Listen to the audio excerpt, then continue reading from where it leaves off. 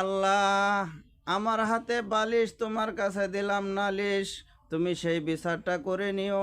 যারা এখন ক্ষমতা পায়া আওয়ামী লীগের তালা খুইল্লা দিতাছে, আমরা কিন্তু রাজপথে ছিলাম, আমরা দৌড়ানি খাইছি, ফিটানি খাইছি।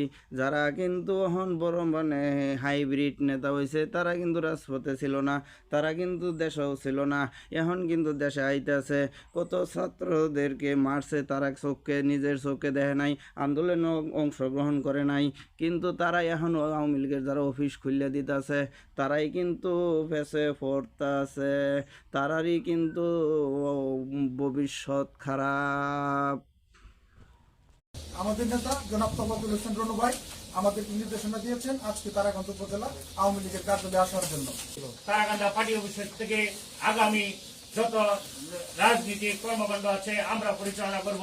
দিনপুরি আওয়ামী লীগের আহ্বায়ক, শেখ হাসিনা সংগ্রাম পরিষদের সভাপতি তফাজ্জল হোসেন রনু ভাইয়ের নেতৃত্বে আমরা এই তারাকান্দা পার্টি অফিসকে আজকে শুভ উদ্বোধন ঘোষণা করলাম। সাপকেও বিশ্বাস করা যায়, কিন্তু আওয়ামী লীগকে বিশ্বাস করা যায়। আওয়ামী লীগ নিজের স্বার্থের জন্য দেশটাকে পর্যন্ত বিক্রি করে দিয়ে ক্ষমতায় থাকতে চাইবে, মতো তার হয়েছে। কাজে এই আওয়ামী লীগকে বিশ্বাস করেন না।